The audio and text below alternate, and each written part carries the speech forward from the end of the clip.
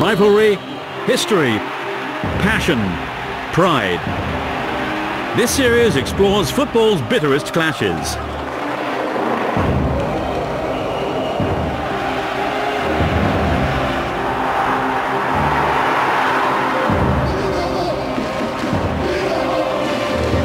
This is Football Rivalries.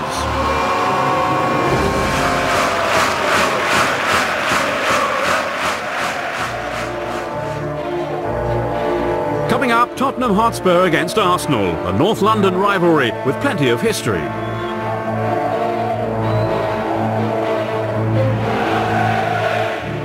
And temperatures are rising in Turkey. Galatasaray against Fenerbahce is never a quiet affair, to put it mildly.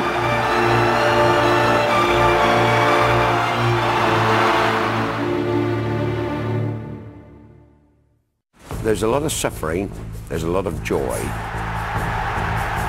It does put an extra spark into the game. It's a fierce rivalry, it always has been, it always will be. Whenever the two teams meet, however they are positioned in the league. If we are behind in front or 10 points behind or 10 points ahead, when you play Tottenham it's always a special game. There's always going to be a fierce competition between the two clubs. You're so keyed up for that game. All you want to do is win the game. It's a big one, it goes back a long way, and you know, on the day of the game, there's a different feel about it. A short bus ride along the famous Seven Sisters Road separates Arsenal and Tottenham Hotspur. The fans themselves live in the same neighbourhoods. They can even be part of the same family. And it's this proximity that makes the North London rivalry one of the fiercest in English football. The build-up is tremendous. The anticipation and the fear of losing.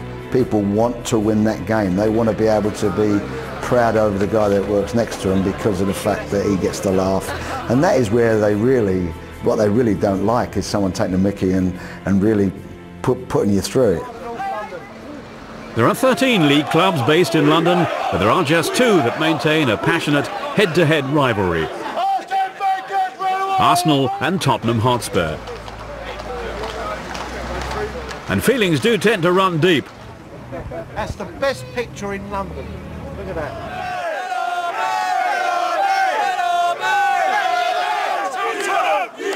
But Arsenal versus Tottenham Hotspur hasn't always been the North London derby. Arsenal have their roots in Woolwich, in the southeast of the capital. We don't really forget that our origins sort of are in Woolwich and Plumstead, but whilst we're respectful and understand where we come from, ultimately we're now the pride of North London. Woolwich Arsenal were the team of the Royal Gunnery, playing their first games on this piece of land, Dial Square, in 1886. As the team grew into a club, they were to move away from the southeast and head north to Highbury. Arsenal. Yeah man, best team. Every time Arsenal. Arsenal had arrived on Spurs patch, and fans like Daniel Wynne have always been suspicious of the Gunners from Woolwich. Tottenham were in North London, Arsenal were in Woolwich. It's well documented. They are a South London club, so arguably it's not even a North London derby. Arsenal moving a half-mile to their new Emirates Stadium in 2006 has led to the beginning of another Spurs theory. They are the travelling club. You know, they are the gypsies, if you like. They can't settle anywhere. They were in South London, North London, and now they've gone from Highbury again. They've gone over to their new stadium. They're just not settled. So in 1913, we were in North London. We were established. That was our base. That was our home. And they came in on our doorstep. They wanted what we've got. They wanted what we've had, and that's a consistent message right the way throughout history. They've always said that Tottenham are the only true North London club. Arsenal are a South London club that moved to North London. It's an angle they've always had. But it smells of desperation for me a little bit. North London, South London, these two sets of fans are happiest when they're bickering with each other. I think they try and find another angle to perhaps get their upper hand on Arsenal fans. Herbert Chapman, one of their greatest managers arguably, he was an established player at Tottenham. Why have they got white sleeves on their shirts? Again, it's well documented. Herbert Chapman wanted to recreate the flair of Tottenham. It smells, as I say, of desperation. White represents Tottenham, white represents good, white represents purity. Tottenham play pure football, Arsenal don't. But if all that sounds like North London squabbling, the Tottenham fans do perhaps have at least one genuine grudge. It all dates back to 1919, when Arsenal were in the second division. They bought their way into the top league. They finished, I think, fifth in the old second division. Tottenham finished in the relegation places, and history and precedent showed that the team that finished in the top division would keep their place. But somehow, don't ask me how, brown paper bags again maybe, but brown paper bags were exchanged and somehow Arsenal bought their way into the top division. It's very much part of history. As you can imagine, as Arsenal fans, when we read that story, it makes us laugh, it makes us smile, it makes us smirk, because it was at the expense of Tottenham. So that was the point when a great rivalry kicked in.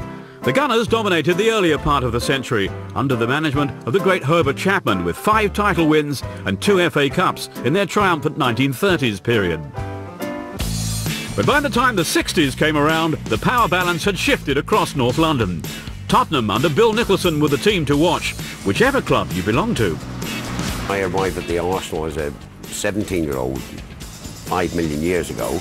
I've got to confess now that I spent a hell of a lot of time watching Tottenham, because in those days, if we had our players pass from the Arsenal or any other London club, we could go to an opposition ground and get in for free.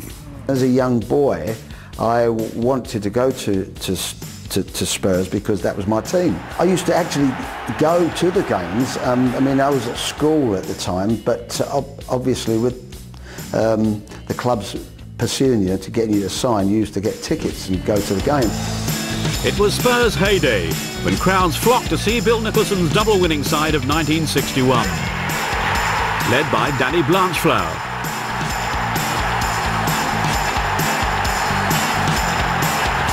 The double side, which had Dave Mackay and Cliff Jones and Blanchflower and so forth, I felt that was the best football I'd seen. It's so fast and beautiful, and used to go to games, and the atmosphere in that ground, I don't think I quite get it the same as with those European nights at Spurs. They were absolutely amazing. These were the glory days at White Hart Lane, and the shockwaves were felt all over North London. Of course we were envious, we were jealous. They played superb football. They were successful in Europe. Everything was going for it. Tottenham had the best of everything. I mean, in those days, if any player was up for sale, the very, very best, it would be Tottenham would be the front runner. I think Everton was another club, and Arsenal, and Man United, but Tottenham were the big hitters when it come to the finances. I mean, they did buy some wonderful players, there's no doubt about it. Spurs' success made for an electric atmosphere on derby days. I would say in the 60s, it was no different really, because the only one thing in their mind is winning that game. And the streets were packed very early on. They wanted to savour the atmosphere, and basically you couldn't wait for that kickoff. And I would say the support had been thinking about it for weeks, maybe before the game that played the previous week, because it's coming up. And that's all that's talked about, and that's all is to get that one over on your local rivalry. But competitive as they were, opposing players like Terry Venables and George Graham were pretty good friends off the pitch. We played at Highbury. It was my first marriage, and I got married in the morning. My best man was Terry Venables, who was playing for Tottenham in the afternoon.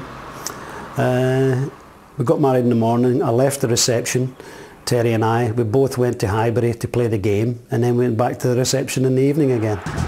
A Spurs double in 1961 was matched by Arsenal 10 years later. A 1971 Cup final victory against Liverpool. But before that, they clinched the league with a 1-0 win at White Hart Lane. The Tottenham games were the special ones of all, and there was many, many great games. And obviously the game that we played when we had to win the championship was at White Hart Lane. There was, I don't know, 50,000 there, maybe more, but there was at least 40 to 50,000 locked out. And I've never seen so many people try to get in a match in all my career. It was just absolutely heaving 2 hours before the game. A fantastic match, a long, hard season. We needed to win it to win the championship, and we just managed to do that as well.